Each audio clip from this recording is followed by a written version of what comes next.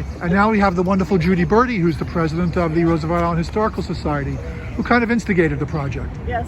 So Judy, can you tell us how this started, please? Well, one night I was at a RIHS meeting, the Roosevelt Island Operating Corporation, and they were discussing that when this project is finished, there's going to be a concrete wall in front of the vent shaft building to protect it, and they were going to authorize the MTA to use a brick facade, sort of like the brick that is on the buildings across the street. And I just put my hand up and said, can we do something better? At which time I emailed Sandra Bloodworth.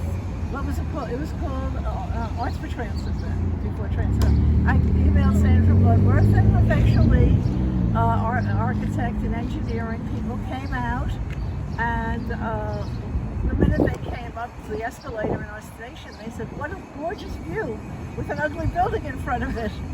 So that started the wheels rolling, and there was a design competition, and there were about 4 or 5 finalists, and I wasn't involved in the voting, but I was allowed to attend the meetings, and eventually we looked at the designs, and the committee voted, thank goodness, for Diana's wonderful work. And it's amazing because it took almost, I don't know, over 10 years, I think, to do the project. And I'm really thrilled that we have this beautiful work now, and soon it will be revealed.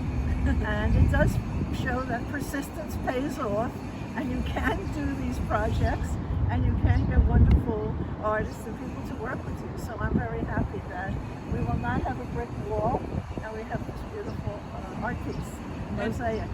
Oh, sorry. You just reminded me, because that was what I was presented with, that I had to put some kind of an artwork on this brick wall, and I really thought that was almost impossible, and so I just proposed a design that took over the entire wall, so there was no brick. And I was a little nervous, because I ignored the brick, and thankfully the MTA liked the idea, and so there is no red brick on this wall. Do you know anything about the landscaping that's going to be done here in front of it? No, I don't. I've asked questions while they were installing the mosaic, which was done by Stephen Miyota, and did a beautiful, beautiful job. And I've heard different things. I've heard that there's going to be grass, but that this vent has to be exposed. Then I've heard that maybe they're going to do some kind of continuation of this pavement, because there's this beautiful park right here, but I really don't know.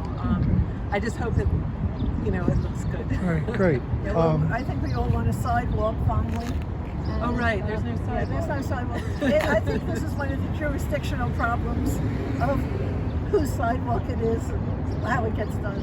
But I'm sure once the wall is exposed, everyone will realize what a beautiful site it is, and it sure beats staring at the chain link fence, which we've done for the last decade. Yeah, great. Thank you very much. I'm sure the residents are going to really love it. Okay. Thank you.